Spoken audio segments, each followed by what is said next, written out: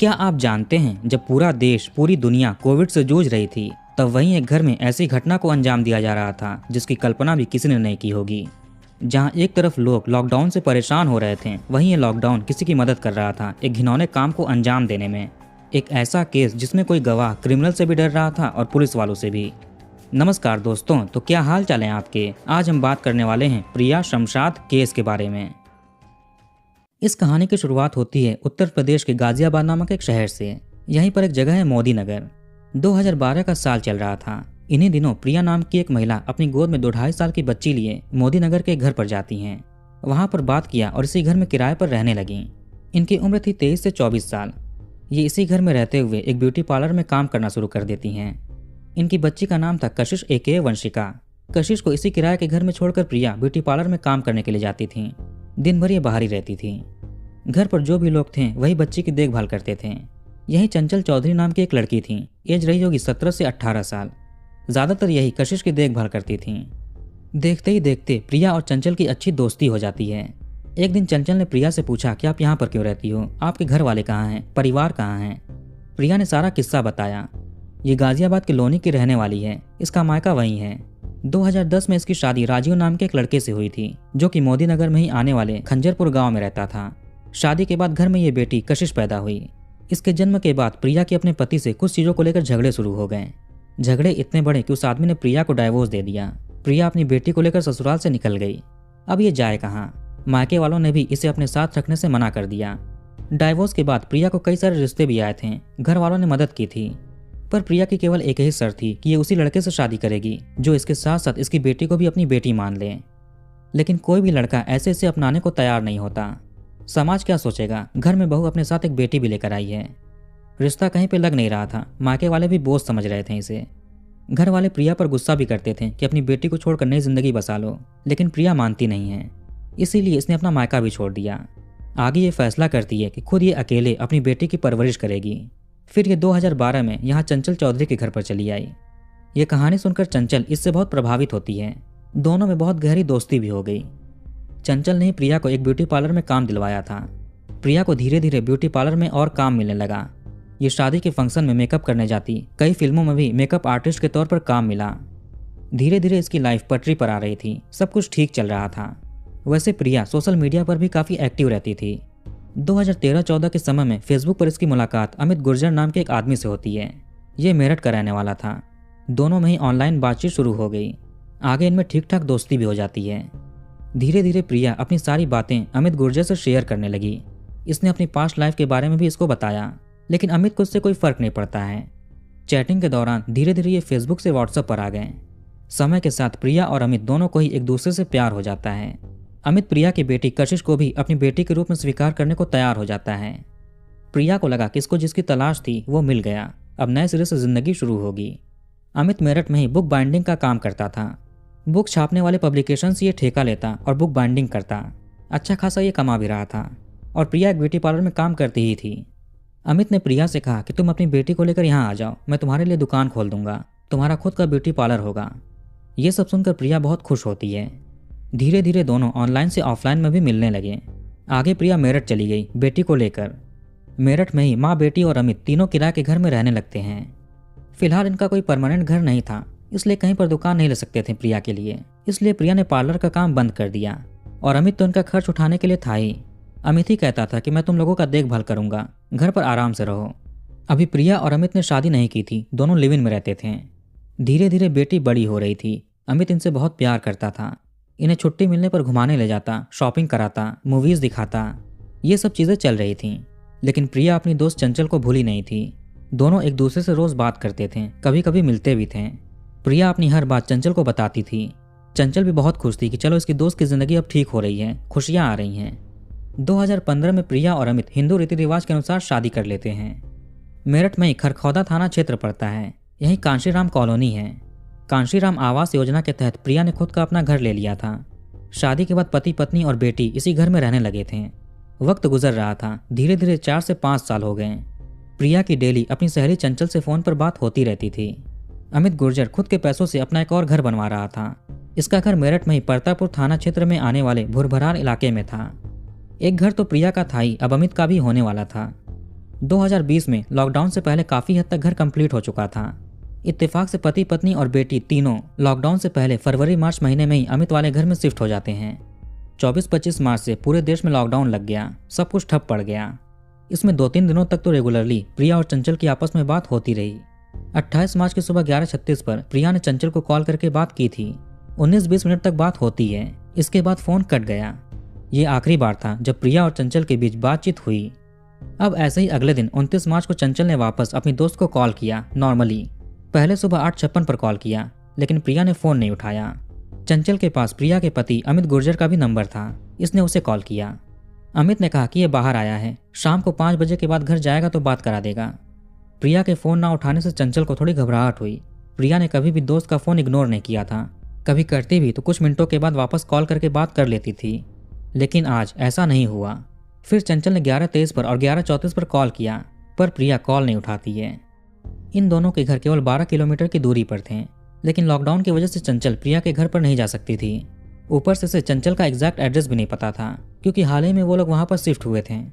बस इतना ही पता था कि परतापुर इलाके में घर है। अब चंचल शाम होने का वेट करती है। शाम को 5:08 पर वापस से फिर से कॉल किया गया, लेकिन अभी भी प्रिया ने फोन नहीं उठाया। रात 8:54 तक इसने कितनी बार कॉल किया, आप इन दोनों की कॉल हिस्ट्री में देख सकते हैं। बीच में चंचल ने अमित गुर्जर को भी कॉल किया। इसका कहना था कि इसके और प्रिया में झगड़ा हुआ है, वो बात नहीं करना चाहती। अब प्रिया का अमित से झगड़ा हुआ तो उससे ही गुस्सा रहती, चंचल से बात क्यों नहीं कर रही। अमित ने प्रिया को आवाज़ लगाया कि तुम्हारे दोस्त का फ़ोन है, लेकिन प्रिया ने बात करने से मना कर दिया। वहीं चंचल ने अमित की आवाज़ सुनी थी कि वो चिल्ला रहा है, लेकिन प्रिया की आवाज़ नहीं सुनी। अब अगले दिन चंचल ने फिर से 1-2 बार और कॉल किया। इसे लगा कि प्रिया ने इसका नंबर ब्लैक लिस्ट में डाल दिया है। कई बार अमित को परेशान करने पर इसने चंचल से कहा कि प्रिया अपनी बेटी को लेकर कहीं चली गई है, हमारे बीच झगड़ा हुआ, उसने गुस्से में मुझ पर चाकू चला दिया, फिर वो अपनी बेटी के साथ भाग गई, मुझे नहीं पता वो कहाँ है। 31 मार्च को प्रिया के व्हाट्सएप से उसकी बेटी कशिश ने चंचल को टेक्स्ट मैसेज किया और कहा, गलती से माँ ने पापा पर चाकू से हमला कर दिया था, जिससे उन्हें चोट लग गई है। हम लोग कुछ पैसे लेकर घर से चले आए हैं, हम सेफ हैं, ढूंढने की कोशिश मत करिएगा, नहीं तो हम फंस जाएंगे। अब अमित को चाकू से चोट लगी है तो ये शांत क्यों है? चंचल को उसी वक्त बता देना चाहिए था। अब कुछ दिन और बीता। 5 अप्रैल को चंचल के फ़ोन पर बैंक की तरफ से एक मैसेज आया कि अकाउंट से 45,000 रुपये निकाले गए हैं। यह अकाउंट प्रिया का था। उसने बैंक नोटिफिकेशन के लिए अपनी सहेली का नंबर दिया था। ये देखकर चंचल को थोड़ी तसल्ली हुई कि प्रिया जहाँ पर भी है सेफ है, अभी अभी पैसे निकाले हैं। धीरे धीरे समय बीत रहा था। 28 मार्च से प्रिया और उसकी बेटी गायब थीं। इधर जैसे तैसे 15 अप्रैल तक प्रिया ने एक एप्लीकेशन परतापुर थाने में देती है। यहाँ इसने अपनी दोस्त को कज़न सिस्टर बताया, कहा कि इतने दिन से उसका कुछ पता नहीं चल रहा है, फ़ोन नहीं उठा रही है, आपको उसे ढूंढना चाहिए। वो अपने पति अमित गुर्जर के साथ रहती है, लेकिन अब पता नहीं वो कहाँ है। पुलिस ने अमित से पूछताछ की। अमित ने कहा कि इसकी बीवी ने इस पर हमला किया और भाग गई। इसने अपनी कलाई पर लगा चोट भी दिखाया। इसे नहीं पता कि इसकी बीवी कहाँ पर है। आगे पुलिस ने अमित को क्लीन चिट दे दिया। चंचल एप्लीकेशन देने के बाद अपने घर चली जाती है। इसके बाद बार बार परतापुर थाने में फ़ोन करके दबाव बनाने लगी कि इसकी बहन का पता कीजिए, लेकिन वहाँ के SHO इंस्पेक्टर इस केस पर ध्यान नहीं दे रहे थे। उल्टा चंचल को ही बोलते कि तुम्हारा उससे क्या लेना देना है, तुम क्यों इतनी परेशान हो, वो कहीं चली गई होगी, जाने दो। वहीं एक पुलिस वाला चंचल को रात में कॉल करके अश्लील बातें करने लगा। चंचल ने ये सारे कॉल्स रिकॉर्ड करके रख लिए थे। जब ये अमित गुर्जर को कॉल करती थी तो वो उल्टा चंचल पर ही चिल्लाता था कि तुम्हारी वजह से ही गई है वो, तुमने उसे भड़काया होगा, इसीलिए उसने इस पर हमला किया। ये भी धमकी देने लगा कि तुम्हारे और प्रिया की सारी काली करतूतें इसे पता हैं, तुम दोनों मिलकर वैश्या का काम करती हो, सबको बता दूंगा। 2 जून को पुलिस चंचल के घर तक गई और हल्ला करने लगी कि तुम उस लड़की के पीछे क्यों पड़ी हो, तुम्हारा क्या संबंध है उससे। अब एक सभ्य समाज में पुलिस आके ऐसी बात करे तो समाज के लोग लड़की को ऐसी नज़रों से देखेंगे जैसे कि वो गलत काम कर रही हो। चंचल के साथ भी ऐसा ही हो रहा था। ये अपनी दोस्त प्रिया के लिए बहुत परेशान थी। लोग क्या सोच रहे हैं इससे कोई फर्क नहीं पड़ता है। इसी दौरान इसकी मुलाकात हुई मनीष लोहिया नाम के एक गद्दावर आदमी से। ये बजरंग दल, RSS और भी कई सारे संगठनों में एक्टिविस्ट के तौर पर काम करते थे। शुरुआती समय में इन्होंने भी चंचल की बातों को अनसुना कर दिया। चंचल ने कई बार इनसे फ़ोन पर बात करने की कोशिश की। कुछ दिन की मेहनत करने के बाद मनीष लोहिया चंचल की बात सुनने को रेडी हो गए। चंचल ने इनको सारी कहानी बताई, जो कुछ भी इनकी दोस्त प्रिया के साथ घटा था। 2-3 दिन तक तो चंचल ने इनसे फ़ोन पर ही बात की। आगे 14 जुलाई को मनीष लोहिया की मदद से चंचल मेरठ के SSP से मिलती है। इनको भी सारी घटना बताई। यह भी बताया कि कैसे परतापुर थाने के SHO और बाकी ऑफिसर्स इनको परेशान कर रहे हैं, कोई एक्शन नहीं ले रहे हैं, रात में फ़ोन कर रहे हैं, अश्लील बातें कर रहे हैं, घर तक आ गए। एसएसपी ने तुरंत ये केस गंभीरता से लिया और क्राइम ब्रांच की एक टीम बनाई। पुलिस लग गई प्रिया का पता लगाने में। पुलिस अमित गुर्जर को उठाती है, सख्ती से पूछताछ करती है, लेकिन ये कुछ बता नहीं रहा था। पुलिस ने इसको जेल में कैद कर दिया। कहा कि जब तक तुम बताओगे नहीं कि प्रिया और उसकी बेटी कहाँ पर हैं, तब तक तुम जेल में ही बंद रहोगे। आखिरकार 21-22 जुलाई तक ये टूट जाता है। इसने अपनी पत्नी और बेटी का एड्रेस बताया। चंचल को पहले से ही शक था कि अमित ने या तो बीवी बच्चे को मार दिया या कहीं बेच दिया है। मेरठ शहर परतापुर थाना क्षेत्र भुरभराल नामक इलाके में अमित गुर्जर का घर। 22 जुलाई 2020 अभी लॉकडाउन चल रहा था। सुबह सुबह मेरठ पुलिस भुरभराल के घर में आती है। ये घर अभी अंडर कंस्ट्रक्शन था, काफ़ी हद तक बन चुका था। पुलिस के साथ कई सारे मजदूर भी आए हुए थे। पुलिस ने गेट का ताला खोला, फिर अंदर गई। आगे बाहरी कमरे का भी ताला खोला। ये लिविंग रूम था। इसके ठीक अगले वाले रूम में बेडरूम था। यहाँ पर सोफा सेट और बेड रखे हुए थे। पुलिस इस पूरे रूम को खाली करती है, बेड को हटाती है, सोफे को बाहर करती है। जमीन पर वेनाइल फ्लोरिंग की गई थी। एक हिस्से की शीट हटाकर मजदूरों ने फर्श को तोड़ना शुरू कर दिया। चूंकि लॉकडाउन का टाइम चल रहा था, सभी अपने अपने घरों में थे। आहट सुनकर मोहल्ले वाले बाहर निकले। सभी लोग हैरान थे कि अचानक से पुलिस यहाँ पर क्यों आई है और ये क्या कर रहे हैं। अंदर मजदूर पुलिस की देखरेख में बेडरूम की खुदाई कर रहे थे। घंटों तक ये प्रक्रिया चलती रही। 7 से 8 फीट तक खुदाई करने के बाद पुलिस को गड्ढे के अंदर से 2 अलग अलग हड्डियां मिलनी शुरू हुई।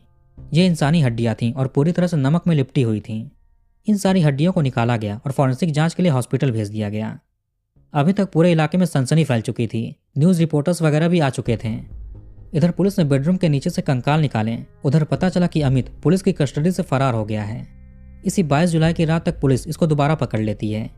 अमित के पास पिस्टल था। इसने पुलिस वालों पर गोलियां चलानी शुरू कर दी। पुलिस भी जवाबी कार्रवाई करती है। नूरनगर मोड़ पर पुलिस ने इसको भागते हुए दोनों पैरों पर 4 गोलियां दागी। ये जमीन पर गिरा और पकड़ा गया। फिर इसको अरेस्ट करके जिला अस्पताल भेजा जाता है। आगे इसने स्वीकार किया कि इसने ही अपनी पत्नी प्रिया और उसकी बेटी का कत्ल किया है।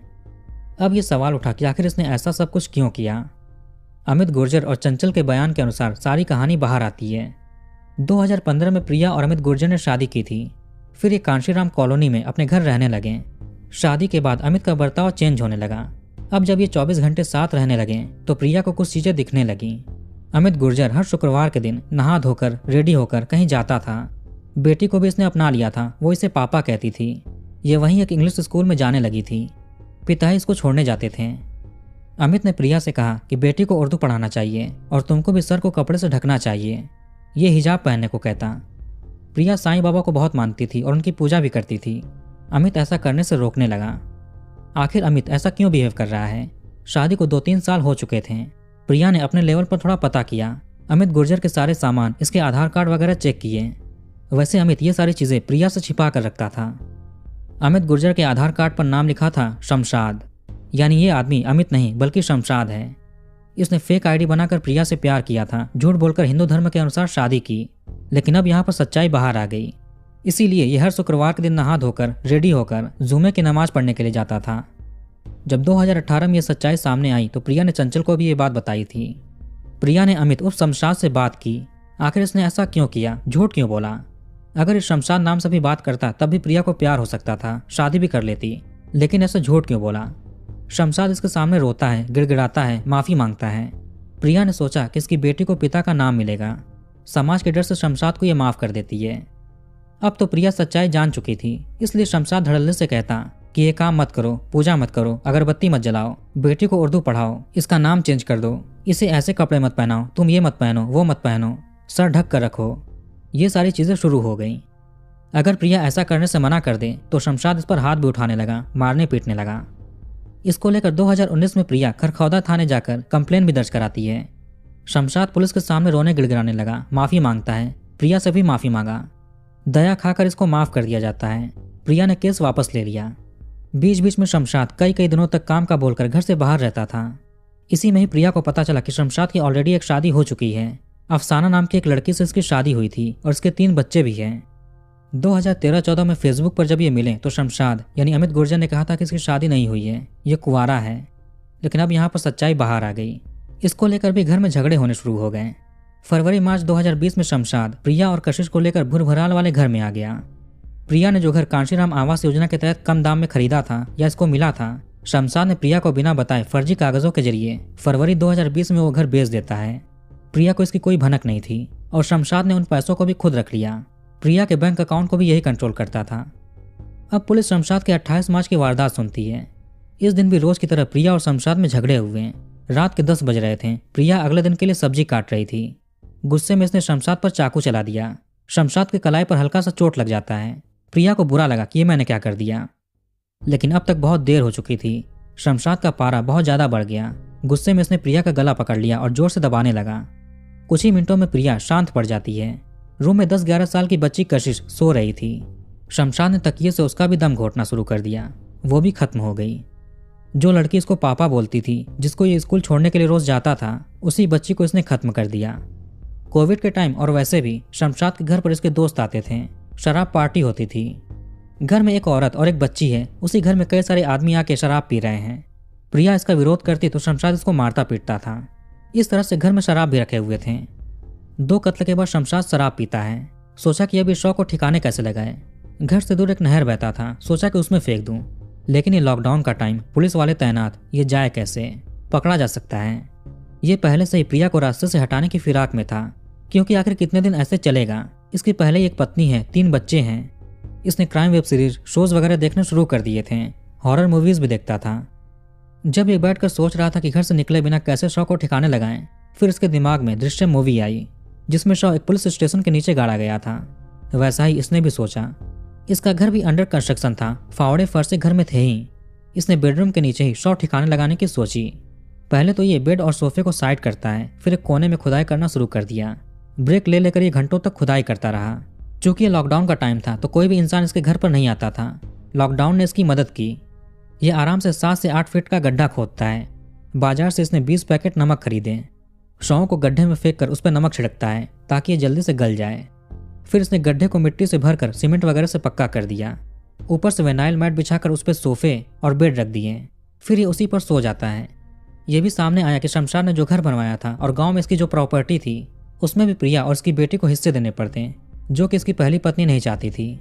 कत्ल से कुछ दिन पहले शमशाद की पत्नी अफसाना भी घर पर आ गई थी और साथ में इसका भाई यानी शमशाद का साला दिलावर भी था। 3 लाख रुपए के ट्रांजैक्शन को भी लेकर प्रिया और अफसाना में झगड़े हुए। फिर उस कत्ल को अंजाम दिया गया। वारदात को अंजाम देने के बाद अफसाना और दिलावर भाग जाते हैं। जुलाई में शमशाद के अरेस्ट होने और कहानी बाहर आने के बाद पुलिस की एक टीम बिहार भेजी गई, जहां से अफसाना और दिलावर अरेस्ट हो गए। इन्होंने हाईकोर्ट में बेल की अर्जी लगाई, लेकिन ये खारिज हो गया, क्योंकि वो गड्ढा एक इंसान अकेले नहीं खोद सकता, इसमें 2-3 लोग लगे होंगे। पुलिस ने इन दोनों को सबूत मिटाने के जुर्म में अरेस्ट किया था। हड्डियों का डीएनए जांच कराना था, इसीलिए प्रिया की मां के ब्लड सैंपल लेकर फॉरेंसिक लैब भेजे गए, जहां डीएनए मैच हो जाता है प्रिया का उसकी मां के साथ और कशिश का प्रिया के साथ। उस घर में प्रिया के कई सारे सामान वगैरह पड़े हुए थे। अगर प्रिया घर छोड़कर गई होती तो अपना सामान लेकर जाती। शमशाद ने इसके मोबाइल फोन और घड़ी को भी जमीन में गाड़ दिया था। पुलिस ने इसे भी रिकवर कर लिया। इस तरह के क्राइम को लेकर हर किसी का कहना था कि शमशाद को फांसी होनी चाहिए। बाकी वो जो पुलिस वाले थे जिन्होंने चंचल को परेशान किया था, कोई एक्शन नहीं ले रहे थे, उनको सस्पेंड कर दिया गया। अब चंचल को यह भी डर सताने लगा, क्योंकि इसकी वजह से क्राइम बाहर आया। अगर शमशाद छूटा तो चंचल की जान को खतरा है, और इसने वो पुलिस वालों की वॉइस रिकॉर्डिंग भी मीडिया में दे दी थी, जो कि वायरल हो जाता है। इसकी वजह से सस्पेंडेड पुलिस वालों से भी चंचल को खतरा है। यह भी आरोप लगा कि उन पुलिस वालों को रिश्वत दिया गया था, जिसकी वजह से वो एक्शन नहीं ले रहे थे। शमशाद ने ऐसा किया। इसके एक और साथी नकुल शर्मा को भी पुलिस गिरफ्तार कर लेती है। इसने सबूत मिटाने में शमशाद की मदद की थी और पुलिस वालों को गुमराह किया था। पुलिस ने शमशाद के साथ साथ उसकी पहली पत्नी अफसाना, उसका साला दिलावर, नकुल शर्मा और 2-3 लोगों को और गिरफ्तार किया। नकुल की एक ऑडियो भी सामने आई, जिसमें यह पुलिस को 1 लाख रुपए का रिश्वत देकर शमशाद को केस से छुड़ाने को बोल रहा था। अब इन लोगों की जिंदगी जेल में बीतेगी। आपकी इस केस में क्या राय है? तो कहानी को यहीं पर खत्म करते हैं। आप कमेंट करके बताइए कि वीडियो आपको कैसा लगा। इस वीडियो को लाइक और शेयर जरूर करिए और हमारे चैनल को सब्सक्राइब करके बेल आइकन ऑन कर लीजिए। मिलते हैं नेक्स्ट वीडियो में। धन्यवाद।